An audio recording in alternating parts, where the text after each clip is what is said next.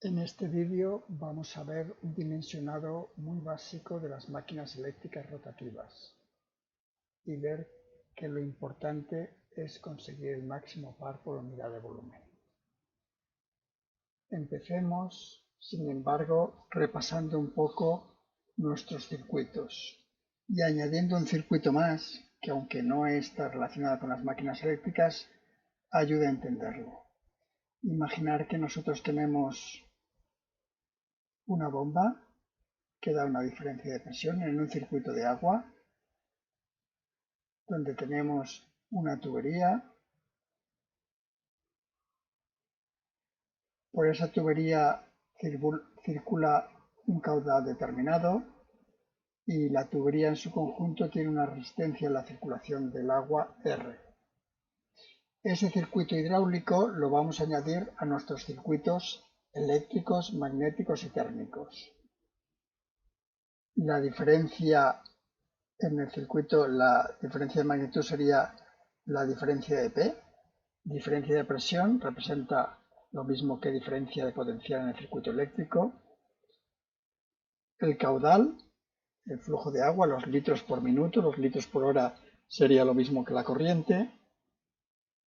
La resistencia a la circulación del flujo, en el sentido de decir, si yo cojo una tubería muy pequeña o una tubería muy larga, algo que su resistencia a la circulación de agua sea mayor o menor. En el caso de campo sería la diferencia de presión por unidad de longitud. El caudal partido por la sección. La propiedad del material serían viscosidades, rugosidades, en este caso no es tan importante. Tendríamos también una ley de Ohm que relacionaría presión, caudal y resistencia de la tubería. Tenemos que tener muy claro este sencillo circuito hidráulico y ver su equivalente en el circuito eléctrico, que lo que nos circula es corriente, en el circuito magnético, que lo que nos circula es flujo magnético, en el circuito térmico, que lo que circula es calor, y en el circuito dieléctrico, que lo que circula es carga.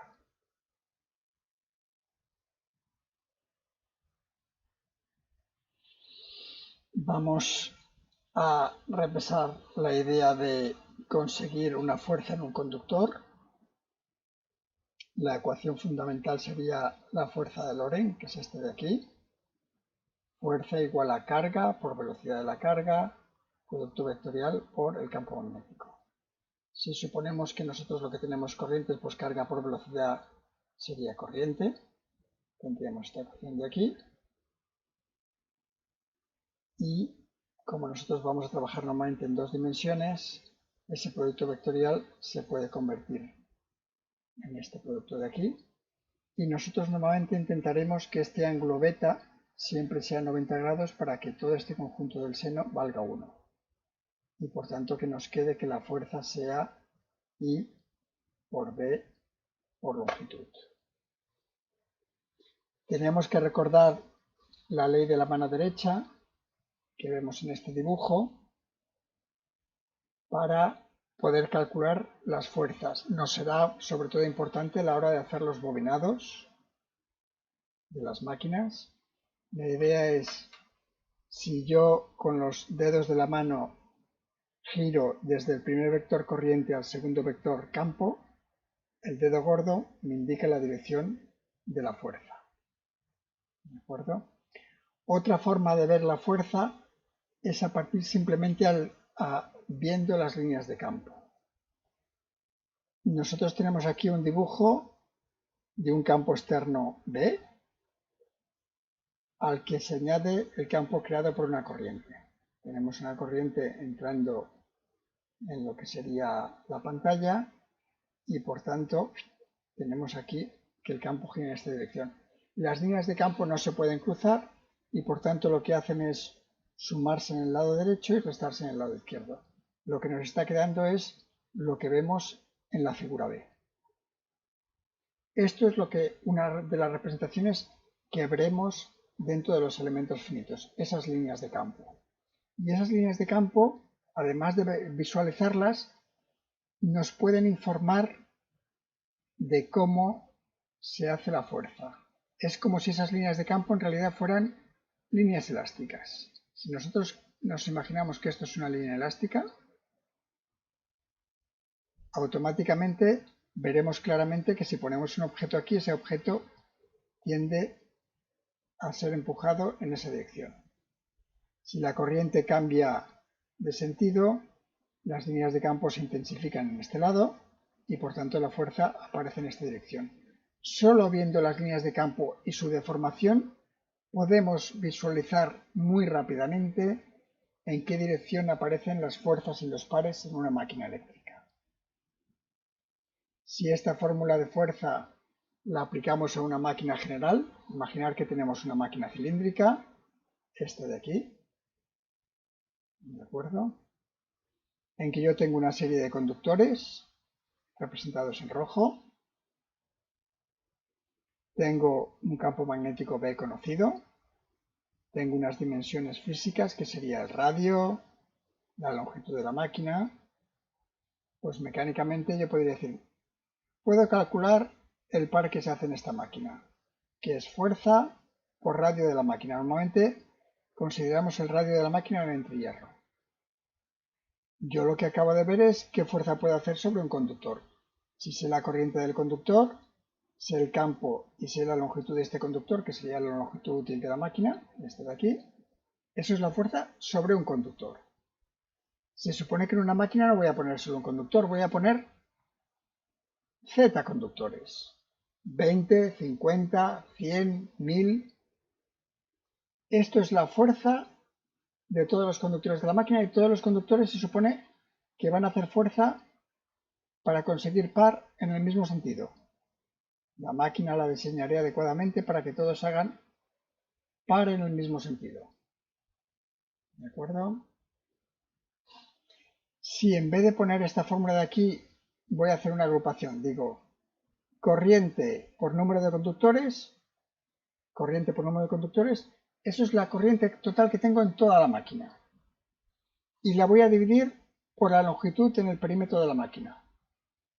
Y eso va a ser una magnitud súper importante, va a ser la densidad superficial de corriente, le voy a llamar A. Si yo sustituyo en la fórmula anterior, me queda A por B, por esto de aquí, que es lo que me ha sobrado. Eso es fuerza de todos los conductores, lo multiplico por radio y tendré par.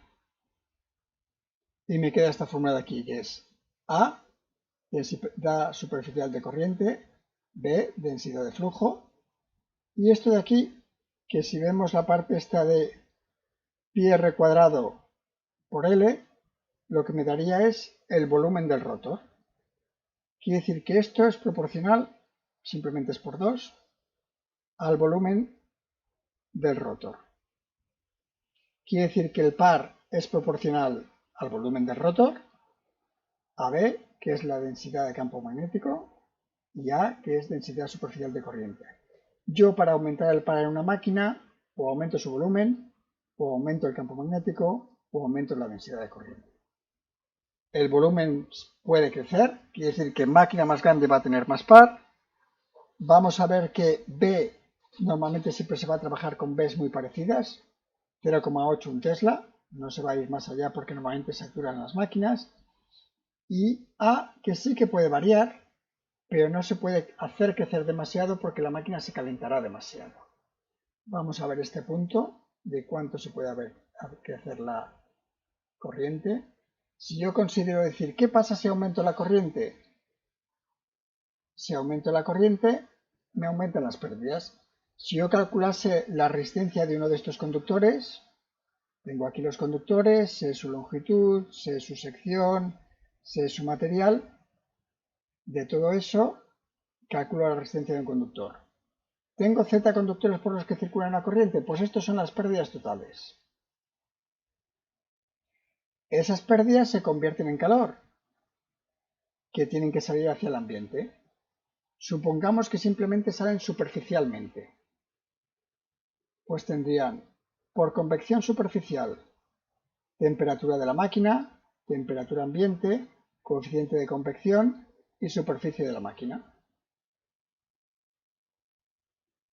La superficie de la máquina también depende de unas dimensiones geométricas de la máquina, muy parecidas a las anteriores, lo único que en vez de tener el radio en el entrehierro, es el radio exterior del estator. Quiere decir que se me cumple esta ecuación de aquí. A este lado tengo las pérdidas, a este cómo disipo el calor. Si yo tengo más pérdidas porque quiero inyectar más corriente, digo, si inyectase más corriente tendría más par. Pero a igualdad de dimensiones de la máquina, normalmente lo que hace es aumentar la temperatura de la máquina. El problema que voy a tener es que mi máquina va a tener una limitación térmica. No puedo aumentar su temperatura. La única forma de combatir esto es coeficiente de convección o coeficiente de refrigeración.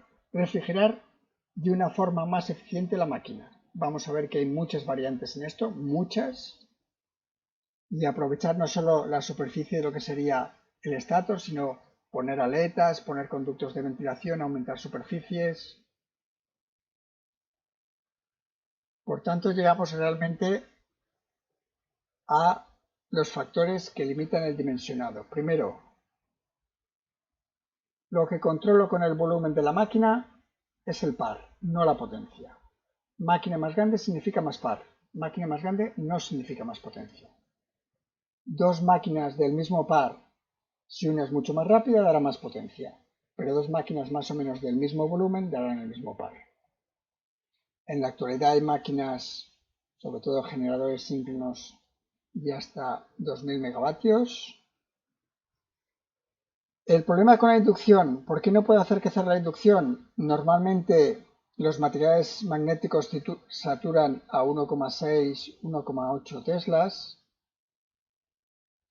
pero como tengo el problema, vamos a tener un problema en los dientes de las máquinas.